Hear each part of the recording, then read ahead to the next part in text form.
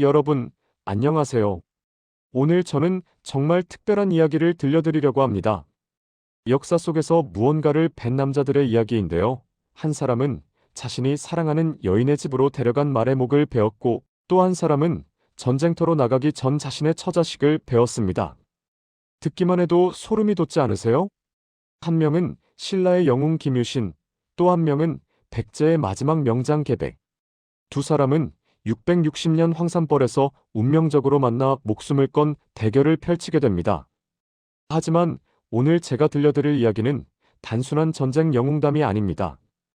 이 두 남자의 사랑, 우정, 그리고 정치적 소신. 그들이 어떤 선택을 했고, 왜 그런 선택을 할 수밖에 없었는지, 그 속에서 우리가 발견할 수 있는 인간적인 면모들을 함께 살펴보려고 해요.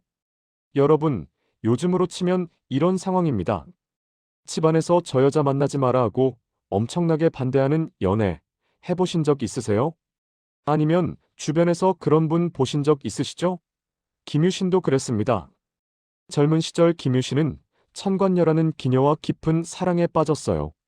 친구들과 어울려 다니다가 만난 여인인데 어찌나 빠져들었는지 매일같이 그녀의 집을 드나들었습니다.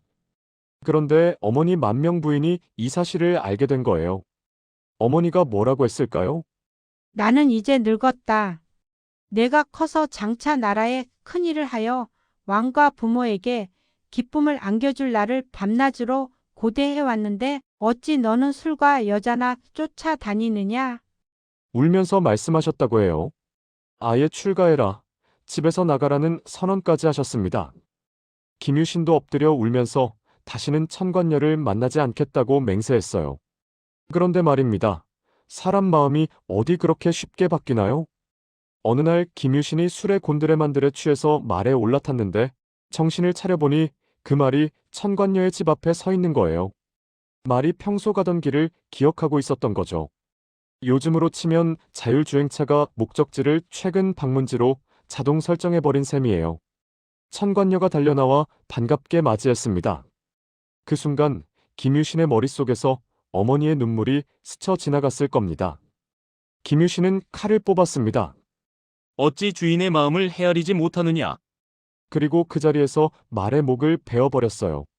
사랑하는 여인 앞에서 아무 죄도 없는 말의 목을요. 그리고는 뒤도 돌아보지 않고 떠나버렸습니다. 천관녀는 얼마나 황망했을까요? 그녀는 김유신의 무정함을 원망하며 원사라는 향가를 지었다고 해요. 달 속에서 함께 자리라는 가사가 담긴 애절한 사랑 노래였습니다. 그런데 이 이야기에는 후일담이 있어요. 천관녀는 결국 기녀 생활을 그만두고 비구니가 되어 절에서 지내다가 병으로 세상을 떠났습니다. 김유신은 삼국을 통일한 후에야 그녀를 찾았는데 이미 이 세상 사람이 아니었던 거예요. 그래서 천관사라는 절을 지어 그녀의 넋을 위로했다고 합니다. 자, 이제 계백장군의 이야기로 넘어가 볼게요. 660년 신라와 당나라 연합군이 백제를 침공해옵니다. 당나라는 바다를 건너오고 신라는 육로로 진격해오는 양면 협공이었어요. 백제 조정은 완전히 패닉 상태에 빠졌습니다. 계백은 달소리라는 백제의 2등급 관직에 있던 장수였는데 이 위기 상황에서 5,000명의 결사대를 이끌고 신라군을 막으라는 명령을 받습니다. 5,000대 5만, 10배나 많은 적군을 상대해야 하는 상황. 계백은 이것이 죽으러 가는 길이라는 것을 너무나 잘 알고 있었어요. 그래서 그가 뭘 했냐고요? 집으로 가서 처자식을 모두 자신의 손으로 베어 죽였습니다. 살아서 지옥을 당하느니 차라리 쾌히 죽는 게 낫다. 이 말을 남기고요. 여러분, 이게 무슨 상황인지 상상이 되세요? 전쟁에서 지면 자신의 가족들이 노예로 끌려가거나 온갖 수모를 당할 것이라는 걸 알고 있었던 거예요. 백제가 멸망하면 고위 귀족의 가족들이 어떤 대우를 받을지 그 참혹한 미래가 눈앞에 그려졌겠죠. 그래서 그는 가족들에게 깨끗한 죽음을 선물하기로 한 겁니다. 물론 이 선택에 대해서는 후대에도 논란이 많았어요. 조선시대의 학자 권근은 일가족을 죽인 것이 냉혹하고 사기를 잃을 행동이라고 비판했고, 반면 안정복은 그런 권근을 역으로 비판하며 계백의 충의로움을 칭찬했습니다. 여러분은 어떻게 생각하세요? 계백의 선택이 잔혹한 것이었을까요? 아니면 그 시대 상황에서는 어쩔 수 없는 선택이었을까요? 자, 다시 김유신의 이야기로 돌아가 볼게요. 천관녀와의 사랑을 끊어낸 김유신에게 또 다른 사랑 이야기가 있습니다. 아니, 정확히 말하면 정략 결혼에 가까운 이야기인데요. 이게 또 엄청난 드라마예요. 김유신에게는 두 여동생이 있었어요. 보이와 문희. 그리고 신라의 유력한 왕족 김춘추가 있었죠. 김유신은 자신의 정치적 입지를 높이기 위해 김춘추와의 결혼을 도모합니다. 어떻게 했을까요? 어느 날 김유신과 김춘추가 축구 공차기 놀이를 하고 있었어요. 요즘으로 치면 축구 같은 거죠. 그런데 경기 도중에 김유신이 일부러 김춘추의 옷자락을 밟아서 찢어버렸습니다. 아이고, 이를 어쩌나. 우리 집에 가서 옷을 고쳐드릴게요. 그렇게 김춘추를 자기 집으로 데려온 김유신은 여동생 문희를 방으로 들여보냅니다. 둘이 분위기가 무르익게끔 상황을 조성한 거죠. 결과요? 둘 사이에 관계가 생겼고 문희가 임신을 했습니다. 그런데 문제가 생겼어요. 김춘추가 정식으로 혼인한 사이가 아니다 보니까 모른 척을 한 거예요. 요즘으로 치면 책임 안 지려는 남자 상황이죠. 김유신이 어떻게 했게요? 누구의 자식인지도 모를 아이를 임신해서 가문의 명예를 더럽혔으니 문희를 화형에 처하겠다. 이렇게 선언하고 일부러 젖은 장작을 쌓아놓고 불을 질렀어요. 연기가 모락모락 피어오르도록요. 이 연기를 본 선덕 여왕이 저게 무슨 일이냐며 확인하게 되었고 사정을 알게 된 여왕이 중재에 나서서 김춘추와 문희의 혼인이 성사됩니다.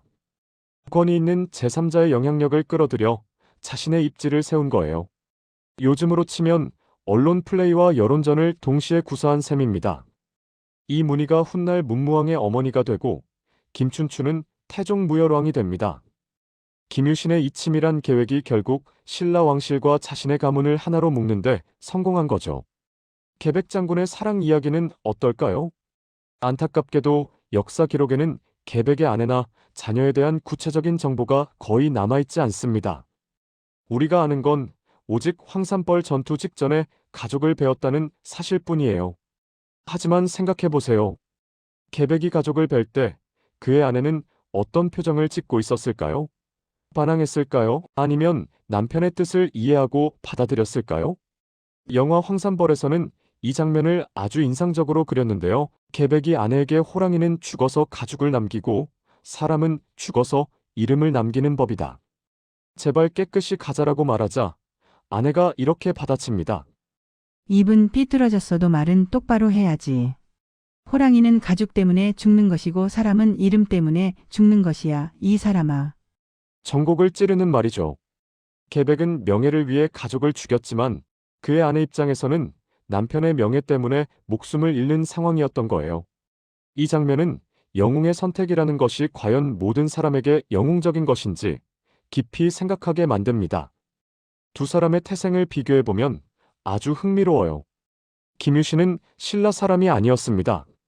정확히 말하면 금관가야의 왕족 출신이에요. 금관가야의 마지막 왕인 구영왕의 증손자였죠. 금관가야가 신라에 흡수된 후 김유신의 집안은 신라의 진골 신분을 받았지만 아무리 높은 골품을 받았어도 외래 가문이라는 꼬리표는 따라다녔을 겁니다. 요즘으로 치면 이런 거예요. 대기업에 인수합병된 회사 출신 임원이 본사에 와서 인정받으려면 얼마나 더 노력해야 할까요? 기존 본사 출신들의 텃세, 은근한 무시, 그런 것들을 뚫고 올라가야 하잖아요. 김유신도 마찬가지였을 겁니다. 신라 왕족도 아니고 신라 토착 귀족도 아닌 편입된 외래 왕족. 그래서 그는 더욱 치열하게 자신의 능력을 증명해야 했고 정략 결혼을 통해 왕실과 끈을 만들어야 했던 거예요. 반면 계백은 어떨까요? 조선시대 기록인 대동지지나 신증동국여지 승남에 따르면 계백의 성씨는 부여씨, 즉 백제왕실과 같은 성씨였다고 해요. 본명은 부여승이었을 가능성이 있고 계백이라는 이름 자체가 관직이나 자기를 나타내는 별칭이었을 수도 있습니다.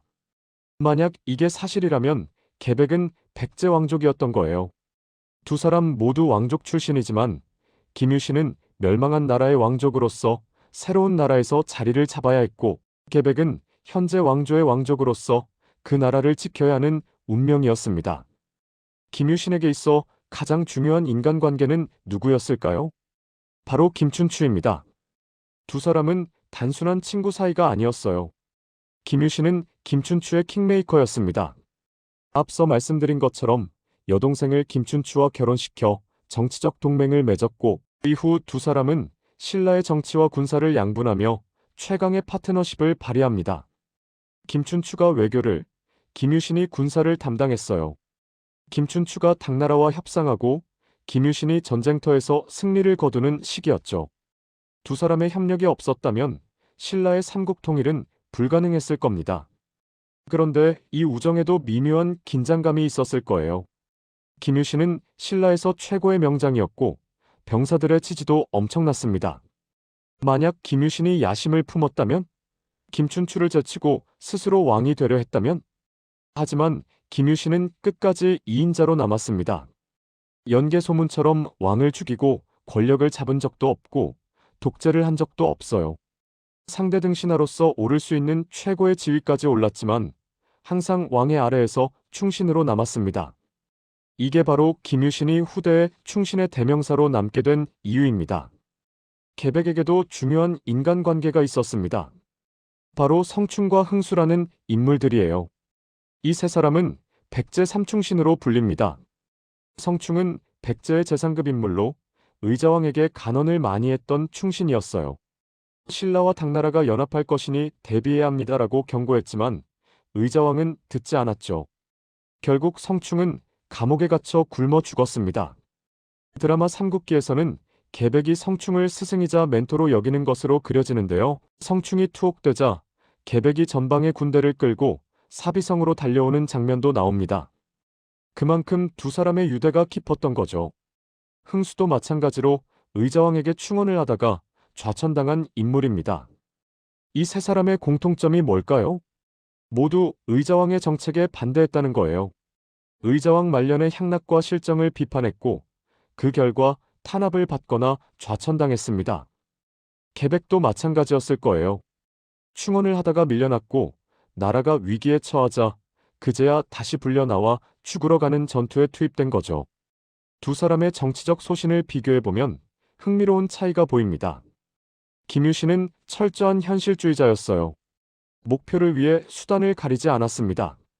여동생을 정략결혼 도구로 사용했고 말의 목을 베며 자신의 결단력을 과시했고 비담의 난 때는 별이 떨어지는 불길한 조짐에도 기륭은 오로지 사람이 하기 나름이라며 병사들의 사기를 북돋웠습니다. 그의 신념은 명확했어요. 신라의 생존과 번영, 그것을 위해서라면 무엇이든 할 수 있는 사람이었습니다. 반면 계백은 어떨까요? 계백은 의자왕에게 충성했지만 의자왕의 잘못된 정책에는 반대했던 것으로 보입니다. 성충, 흥수와 함께 올바른 길을 주장했고 그 결과 좌천을 당하기도 했죠. 이런 점에서 계백은 이상주의자에 가까웠던 것 같아요. 옳은 것은 옳다고 말해야 한다는 신념. 비록 그것 때문에 권력에서 밀려나더라도 자신의 소신을 굽히지 않는 태도.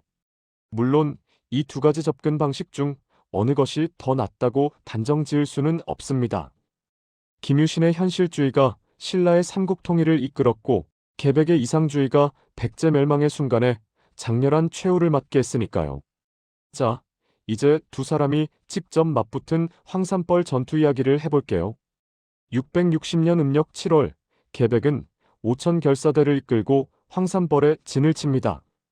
옛날 월왕 구초는 5천의 군사로 오나라 왕 부채 70만 대군을 격파하였다. 오늘 우리는 마땅히 각자 분발해서 승리를 쟁취하여 나라의 은혜에 보답해야 하리라.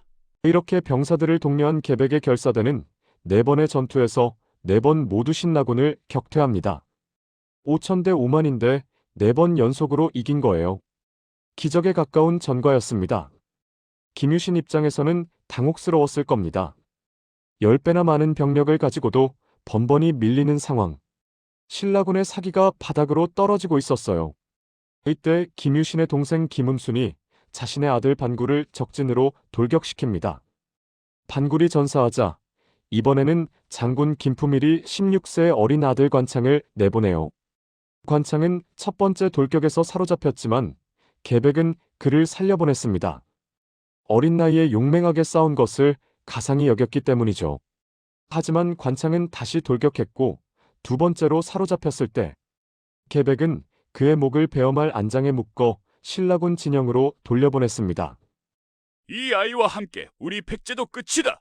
계백이 이런 말을 남겼다는 기록도 있어요. 관창의 죽음을 본 신라군은 분노와 슬픔으로 사기가 치솟았고 총공격을 감행합니다.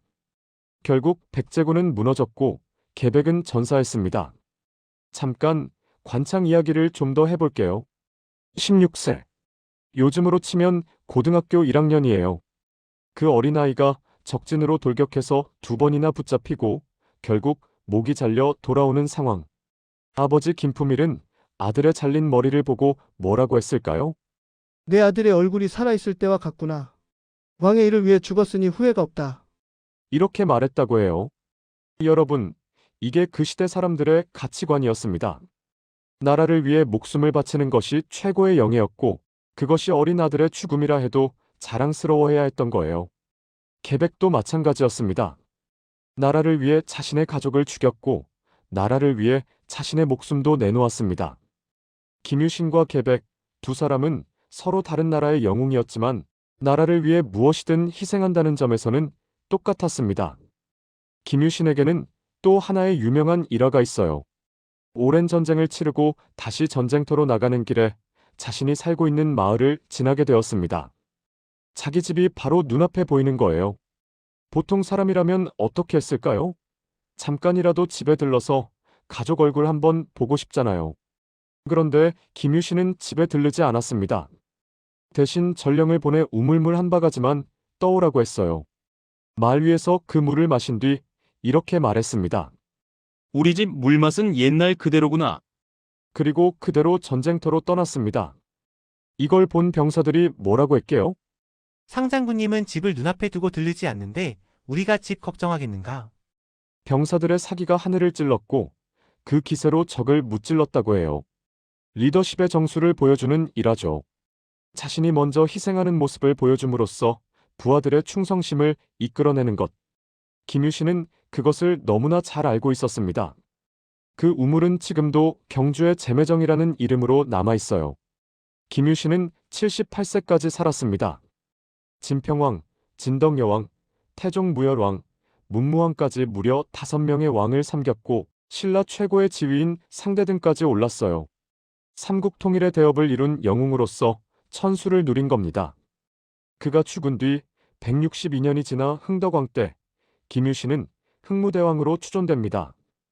신하가 왕으로 추존된 것은 한국 역사상 유일한 사례예요. 이순신 장군도 강감찬 장군도 추존왕이 되지는 못했거든요. 반면 계백은 어떻게 됐을까요? 황산벌에서 전사한 뒤 그의 시신은 백제 유민들의 손에 의해 무덤에 안장되었습니다. 그리고 그 무덤은 수백 년 동안 동네 주민들에 의해 돌봐지고 있었어요.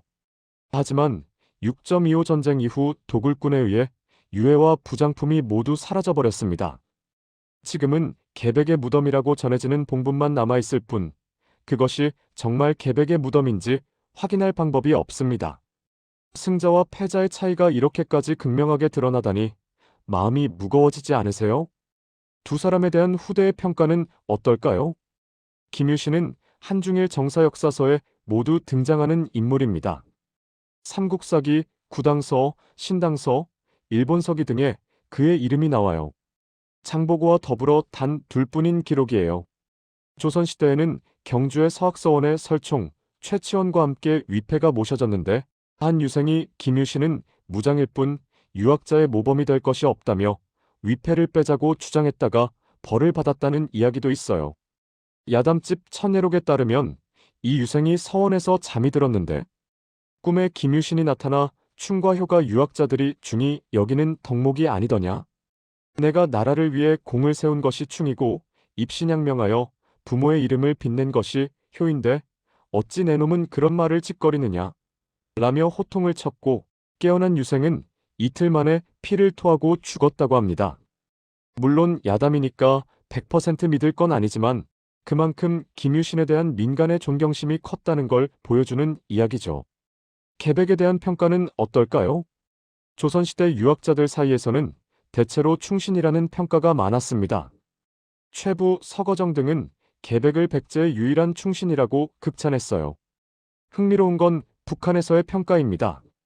북한은 삼국시대에서 고구려를 높이 평가하고 신라에 부정적인데요. 그래서 신라의 김유신에 대항했던 백제의 계백을 높이 평가한다고 해요. 김정일도 계백을 애국적인 명장이라고 평가했다는 기록이 있습니다. 여러분, 한번 상상해 보세요. 만약 김유신과 계백이 같은 나라 사람이었다면 어땠을까요? 김유신의 치밀한 전략과 정치력, 계백의 용맹함과 결사의 정신, 이 두 가지가 합쳐졌다면 아마 그 나라는 천하무적이 되었을 겁니다. 하지만 역사는 그렇게 흘러가지 않았어요. 두 사람은 서로 다른 나라의 영웅으로 태어났고 운명적으로 적이 되어 싸워야 했습니다.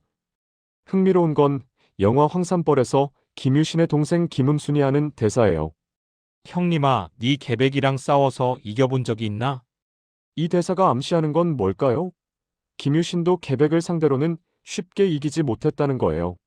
어쩌면 두 사람은 서로를 최고의 라이벌로 인정하고 있었을지도 모릅니다. 두 사람의 선택은 달랐습니다. 김유신은 살아남아서 이기는 것을 선택했고, 계백은 죽어서라도 싸우는 것을 선택했어요. 어느 쪽이 더 옳았을까요? 그건 아무도 판단할 수 없습니다. 다만 두 사람 모두 자신이 믿는 가치를 위해 모든 것을 걸었다는 점에서는 같았습니다. 사랑하는 사람을 포기하고 가족을 희생하고 자신의 목숨까지 내놓으면서요. 여러분, 오늘 우리가 배울 수 있는 건 뭘까요? 역사 속 영웅들도 결국은 선택의 연속 속에서 살았다는 거예요. 그 선택들이 때로는 잔혹하고 때로는 비극적이었지만 그들은 끝까지 자신의 신념을 지켰습니다. 김유신과 계백, 두 사람은 적이었지만 어쩌면 가장 서로를 이해할 수 있는 사람들이었을지도 모릅니다.